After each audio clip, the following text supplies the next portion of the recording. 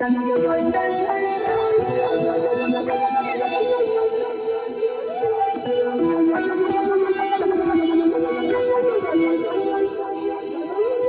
everybody? It's CMP with Craftmaster Productions and Studio12tutorials.com. Don't forget to stop by Studio12 Tutorials and pick up your premium membership. It is 50 cents a day. Now, today we're going to be going over just a quick tip.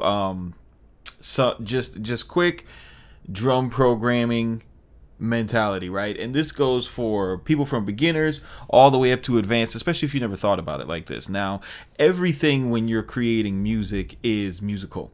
So, and that might seem like common sense, like why would you say something like that? Of course I already know it. Just let me finish, bro. So percussion, and I work with a lot of producers and I see a lot of producers do this. You'll separate percussion from the musical elements, which is a mistake. You know, there's this cool scene in the James Brown movie where they're in rehearsal and he's trying to explain something to everybody and they're not feeling him. He had to put him in check, and he goes around to everybody who's holding a different instrument. He's like, what do you got in your hand? And they're all like, a drum. And that's what he would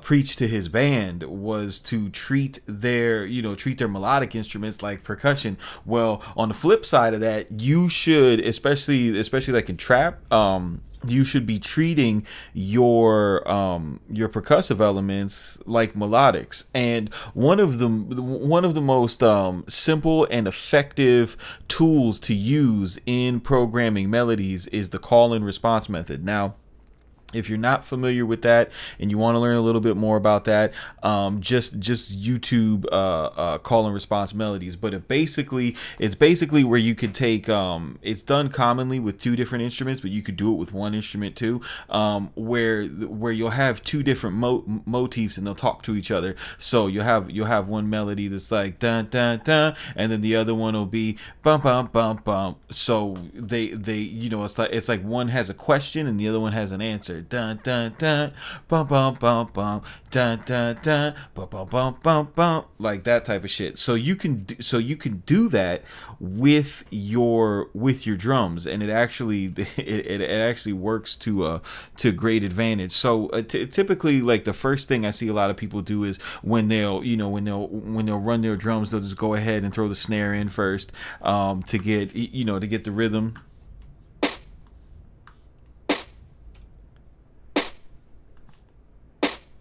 And that's cool. That's okay. But for this purpose, I'm gonna say, listen, don't worry about your 3 beats last. Let's go in. Let's just go ahead and do something real quick with the kicks, right? So you'll maybe have something like.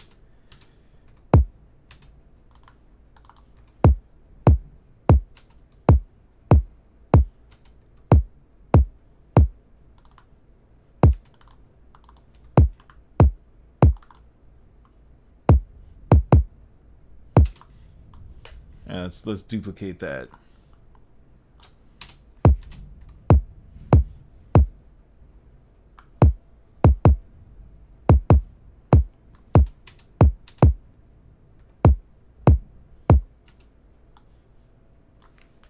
Actually, no, let's do this.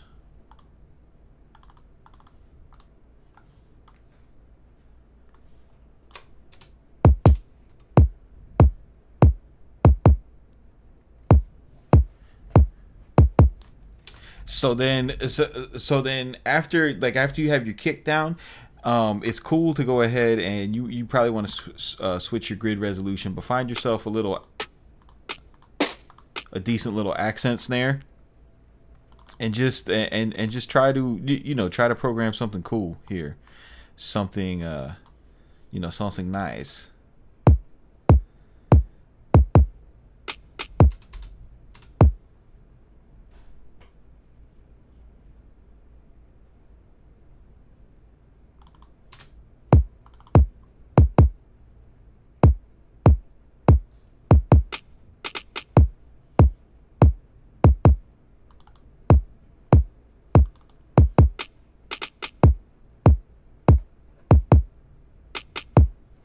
And what you do is you make sure that there's accent snare is interacting with this. So you have that same type of dun dun dun tat tat tat dun dun dun tat tat.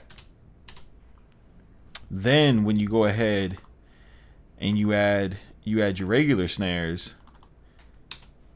and then add that on with a hi-hat line, you get this.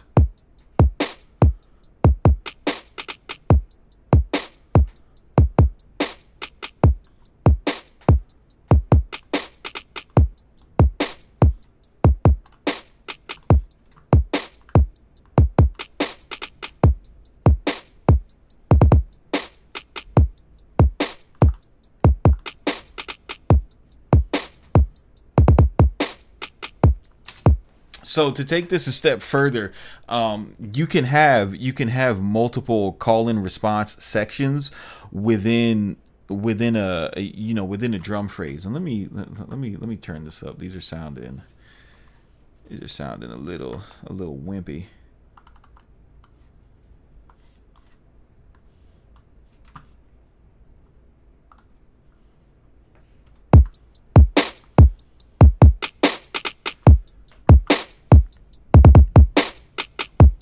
So the way that we had the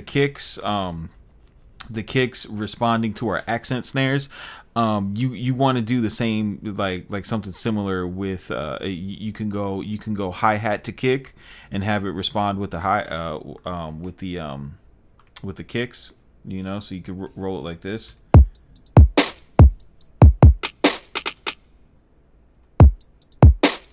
But if you run it like this, you want to kind of work it out in your mind that, all right, so if I'm doing my hi-hats like this and I'm going for a call and response vibe, you don't want to throw all right, so I have this section right here that's already responding to this, so you wouldn't want to throw a bunch of rolls here, because otherwise it would just get messy. But if you did something in an area where those aren't talking to the kicks, now you have the space to run it.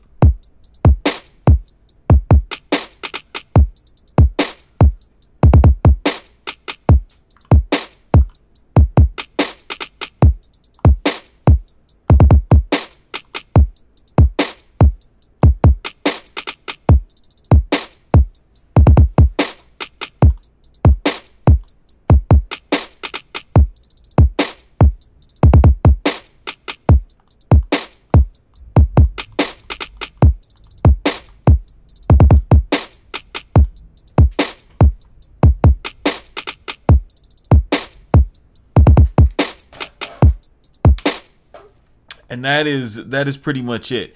Call and response with your percussion. It works with melody, and it works with your drums, and that's how you're gonna get a much better a much better live and exciting and more unique type of feel with your drums. And it's going to be easier to figure out where to put your accent snares, where to put your hi-hat rolls, and it's going to make everything make sense a lot more.